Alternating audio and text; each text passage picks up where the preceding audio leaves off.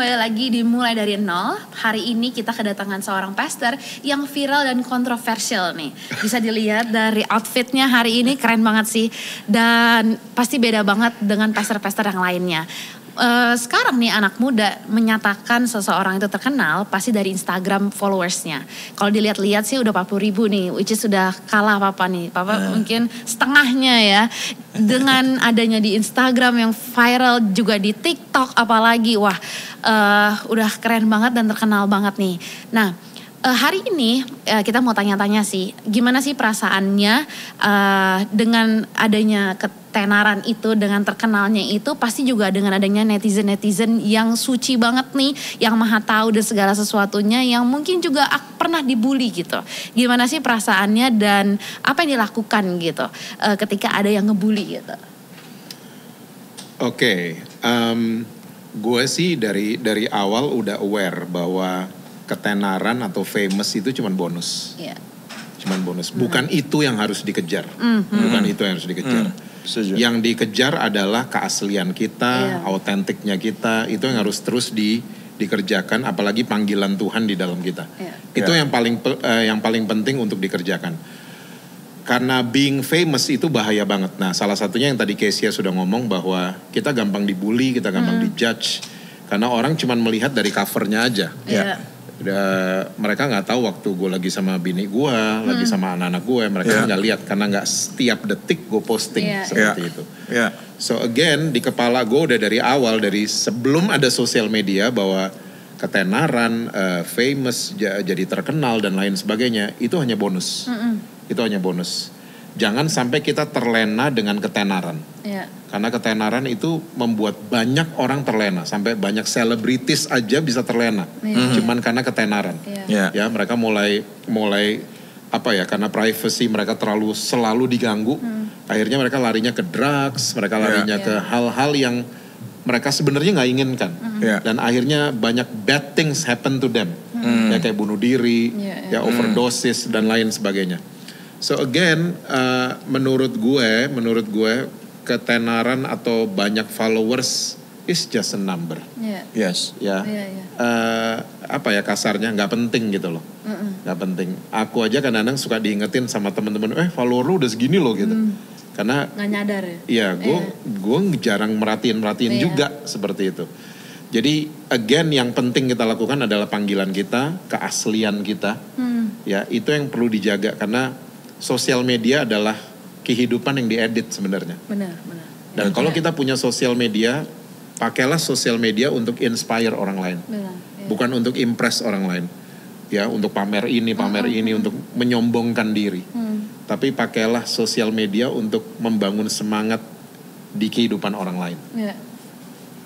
Ya, tapi lo hari ini nggak otentik juga. Karena lo gulung, lo panjangin tuh jaket lo. Nantilah episode berikut. Harus diangkat dong dikit. Nah, kalau ngangkat dikit itu terus apa tuh dengan tato otentik gitu. Gue nggak bakal bahas soal tatonya. Tetapi apakah itu menjadi pemicu attracting orang untuk satu pengen tahu JC itu siapa, yang kedua JC itu terkenal dengan pendeta tatoannya, yang ketiga JC itu sebagai apa? Well, aku pengen dikenal sama banyak orang sebagai good news messenger. Pemberita kabar baik. Casing gue aja kebetulan begini. Dan itu adalah yang tadi gue udah bahas. Ini adalah resiko daripada kita tiba-tiba jadi followernya banyak, segala macam. Orang dengan mudahnya komentar gitu. Betul. Nah, di benak gue selalu siap untuk tidak menanggapi komentar-komentar, apalagi yang negatif. Apalagi yang menyerang dan lain sebagainya. Gue nggak ada tendensi untuk marah sama mereka. Karena ini dunia sosial media, siapa aja bisa komen, siapa aja bisa kasih pendapat dan lain sebagainya. Ada komen-komen yang kalau emang serius banget, sampai mereka kirim direct message, itu gue balas. Seperti itu. Tapi kalau menurut gue, come on lah, nalarnya jalan sedikit, gue nggak pernah balas. Jadi ini cuman sebab akibat aja dari sosial media, seperti itu. Nah, Karena otentik, udah gitu attracting, padahal maksud kita bukan itu, tetapi terkadang ada efek nggak ke kehidupan, ke pelayanan, ke keluarga. Karena ya mungkin juga orang tahu Jesse adalah pendeta bercerai dan waktu bercerai dibully. Ya karena ya pada saat itu keadaannya seperti itu, teologi ya pemahamannya seperti itu. Waktu nikah pun juga dibully karena banyak ibu-ibu yang senang patah hati malu kan gitu kan. Jadi kan jadi susah juga ya. Jadi yang hadapin yang serba susah padahal secara teologi ya tidak ada salahnya. Secara pertobatan sudah dilakukan, tetapi ya tetap aja orang tuh sampai ke ranah pribadi. Gimana? Ya, gue cuman lihat ini cuman efek dari sosial media dan ini dia makanya judul podcast ini tuh keren banget. Gue ngalamin banyak yang gue harus kembali ke titik nol. Banyak banget. Tapi ternyata gue lihat di situ gue makin diperbaharui. Entah karakter gue, entah cara gue berpikir dan lain sebagainya. Jadi reaksi orang banyak itu natural banget, itu normal. That's very normal. Orang kalau lihat sesuatu pasti bereaksi. Dan apalagi yang mereka lihat dari kehidupan gue, mungkin kegagalan gue di masa lalu dan lain sebagainya. Jadi fine with me. Itu nggak apa-apa banget buat gue karena ini adalah hal yang normal.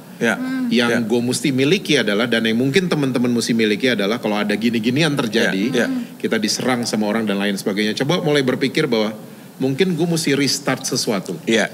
Mungkin gue mesti balik ke titik sesuatu, titik nol. Gue mungkin mesti manage diri gue dengan baik. Yang ujung-ujungnya adalah perubahan karakter. Karena gue percaya setiap kita lagi berjalan menuju keserupaan dengan Kristus. Jangan menuju keserupaan dengan dunia. Jadi ini yang akhirnya shape me, bikin membentuk gue untuk gue menjadi seorang suami yang lebih baik setiap hari, menjadi ayah yang lebih baik setiap hari, menjadi teman baik yang lebih baik setiap hari, menjadi kakak yang lebih baik setiap hari. Dari semua yang diceritakan, nih kita kayak flashback gitu ya. Maksudnya would you do differently from your past sampai sekarang gitu? No, karena gue selalu melihat semua yang Tuhan izinkan itu pelajaran. Jadi nggak ada yang regret. Gue nggak pernah regret dengan kegagalan segala macam, karena kegagalan buat gue adalah fase di mana gue harus belajar. Belajar sesuatu walaupun berat, nggak enak dan lain sebagainya, tapi itu harus dijalanin. Ternyata ujung-ujungnya kebaikan kok. Kalau kita emang ngerti cara kerjanya kerajaan sorga ya, cara kerjanya Tuhan dan lain sebagainya. Jadi gue nggak pernah pengen balik ke belakang dan terus what if gitu loh. Dan akhirnya ujung-ujungnya cuma menyesali my past dan lain sebagainya. I won't do that. I will not do that. So gue bersyukur aja, nggak pernah regret dengan semua yang Tuhan izinkan terjadi dalam hidup gue. Nah sekarang kalau itu dari sisi bully, terkenal, terlepas dari terkenalnya dengan terkenal apanya dan karena apanya. Nah kepada teman-teman yang lain gitu, yang mungkin teman-teman muda gitu, terkenal dengan experience-nya, terkenal dengan knowledge-nya, terkenal dengan achievement-nya, belum tentu terkenal dengan pemahaman Alkitabnya atau berkhotbah seperti Jesse atau seperti saya. Nah itu seperti apa? Mungkin mereka tidak secara langsung karena bukan public figure gitu ya. Kalau kita kan suka atau nggak suka ya public figure juga risih sih kita dengarnya. Tapi maksudnya yang minimal yang publik lihat kita lah gitu kan. Tetapi ada teman-teman juga yang mungkin yang publik tidak lihat, tetapi karyanya yang dilihat gitu. Dan juga di situ soal karya yang dilihat dan akhirnya ada bullying dan ada juga menjadi famous. Kepada teman-teman muda yang pendapat lu gimana dan apa advice lu buat mereka? Oke. Buat anak-anak muda jangan pengen viral dan gak ada isinya. Karena viral atau konten lo jadi terkenal itu harus intelek, harus ada isinya, harus ada ilmunya, harus ada harus ada inspirasi buat orang lain. Bukan yang bodoh-bodoh gitu loh. Karena banyak hari ini yang gue lihat banyak orang melakukan stupid things hanya untuk pengen terkenal. Dan again kita udah bahas dari awal tadi, being famous itu bahaya banget sebenarnya. Kita gampang diserang sama orang, kita gampang jadi target dan lain sebagainya. Kalau you're not true to yourself, kalau kita nggak asli dengan diri kita sendiri, kita akan gampang keguncang, gampang ke kanan ke kiri dan lain sebagainya. So just be true to yourself. Dan kalau mau bikin konten, dipikirin apa yang untuk menginspirasi orang lain. Bukan bikin orang lain jadi bodoh lah. Bukan apalagi kita mulai mengangkat kasih benefit buat setan misalnya. Karena gue juga lihat horor kayaknya ngetop banget gitu loh di sini. Kalau ada unsur setannya segala macam, kita gampang banget untuk kasih benefit buat setan dan seterusnya. So jadilah asli dengan dirimu sendiri dan ingat bahwa famous itu hanyalah bonus. Kita beli mobil dapat payung tuh bonus. Yang mesti dibawa ke bengkel adalah mobilnya, bukan payungnya. Karena payung itu cuma bonus. Kita makan bakmi dapat bonus acar, besoknya kita ke toko bakmi itu kita nggak bisa dapetin acar gratis. Beli bakminya dulu. Acar will comes along. Seperti itu. Oke. Menit yang luar biasa hari ini di podcast Mulai Dari Nol. Inti daripada pembicaraan dengan pastor kontroversial hari ini yaitu adalah tetap beritakan kabar baik dengan cara yang baik, maka semua yang baik Tuhan akan anugerahkan dalam kehidupan kita.